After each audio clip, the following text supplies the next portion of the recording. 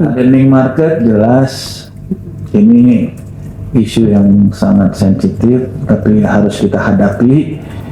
Saya kemarin udah bicara dengan beberapa petinggi reasuransi, nanti di sebelah saya juga saya harus ngomong empat mata. Nggak terpungkiri lagi bahwa koreksi saya kalau sangat, biar Bu Trinita nih jelaskan bahwa untuk renewal di tahun 2024 ini kapasitasnya akan sedikit menurun ya secara overall, karena memang perusahaan reasuransi juga harus membayar biaya retrocession naik sampai 30 sampai 40%, ada yang double ya, sehingga teman-teman di perusahaan reasuransi, manajemen di perusahaan reasuransi lebih baik mereka menurunkan kapasitas retunya daripada dia bayar kenaikan ini. Ini kan berarti ada dampak atau windfall ke asuransi umum. Jadi yang mengalami perpanjangan proses renewal atau perpanjangan treaty 2024 ini akan sangat-sangat tahap. Harapannya kami tentunya memberikan satu concern bahwa yang paling utama adalah bagaimana kita semua bisa tetap tumbuh ya, bahwa ujungnya harus B2B, harus profit ya, harus kita sadari memang tujuan di dalam kita melakukan bisnis kan harus profit kan gitu. Jadi itu. Nah, untuk soal reasuransi ya, satu itu kenapa ada kenaikan biaya? Karena ada scarcity dari capacity. Jadi market ini sekarang dalam cycle yang hardening itu dipengaruhi oleh satu itu ya, adanya beberapa loss yang terjadi di market, bukan hanya di Indonesia tapi di luar. Industri ini saling terkait satu dengan lainnya. Jadi supply chain-nya itu dependable to other belahan dunia gitu juga gitu ya. Jadi nggak bisa dia cuma ada di sini muter-muter. Kalau muter-muter di sini prinsip asuransinya nggak dapat. Terus ada juga danger yang lebih besar, terjadinya akumulasi yang membuat kita akan quickly nggak mampu, insolvent ya. Jadi sebaiknya perusahaan reasuransi itu memang tidak mencoba-coba untuk mengakumulasikan resikonya secara conscious ataupun unconsciously. Dia harus melakukan mekanisme transfer risiko dengan berbagai cara. Kalau di perbankan ada hedging, di reasuransi juga harus ada hedging gitu. Nah, itu tadi. Nah, saat ini itu juga ditambah dengan satu hasil investasi yang memang secara di overall global ini belum sesuai dengan yang diharapkan. Karena apa? Pasca pandemi, ya kan, orang masih berhati-hati melihat, pasar saham juga belum, kemudian generating income-nya dari ekonomi juga masih belum. Lihatlah teman-teman semuanya inflasi di beberapa negara gitu kan. Orang mungkin akan fokus di konsumsi dulu, baru mungkin membeli produk gitu ya. Tadi kita bisa lihat level dari penetrasi dan densitas kita memang masih stabil. Walaupun di perusahaan asuransi umum memang terjadi densitasnya itu densitasnya memang naik, tapi memang masih di kisaran itu. Kita mengharapkan itu harus naik.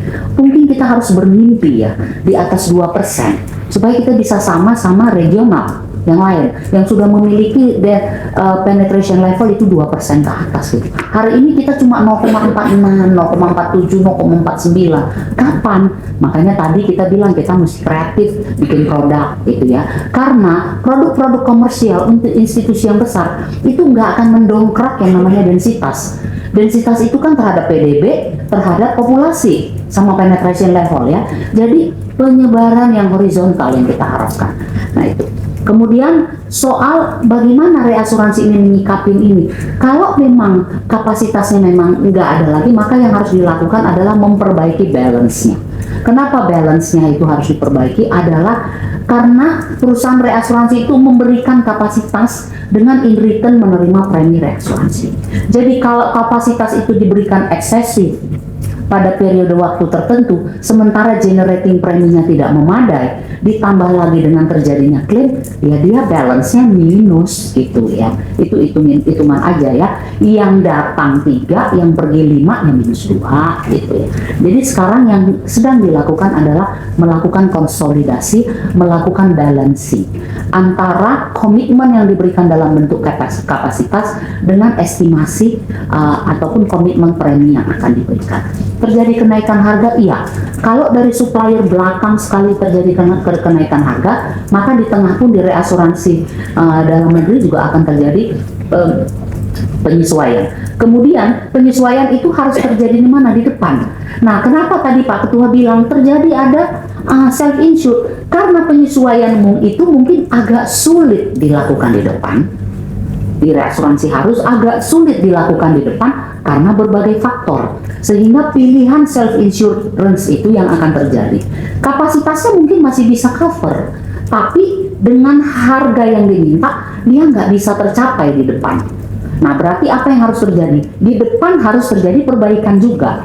Kalau di depan nggak bisa terjadi perbaikan, maka daya serapnya yang di suppliernya ini juga akan menurun gitu. Jadi nggak bisa terserap semuanya karena tidak terjadi matching antara permintaan dan pasokan. Nah, itu aja sih hukum permintaan dan pasokannya aja. Itu yang perlu memang didekati dari waktu ke waktu dan memang diharapkan harus terjadi perbaikan gitu.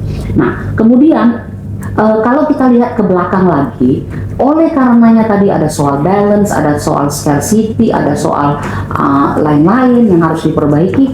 Memang kalau kita lihat angka-angka itu memang menunjukkan perusahaan reasuransi ini hasil underwriting-nya memang konsisten terdampak, dan itu bukan cuma 1-2 tahun mungkin ya, jadi sudah terjadi beberapa lama.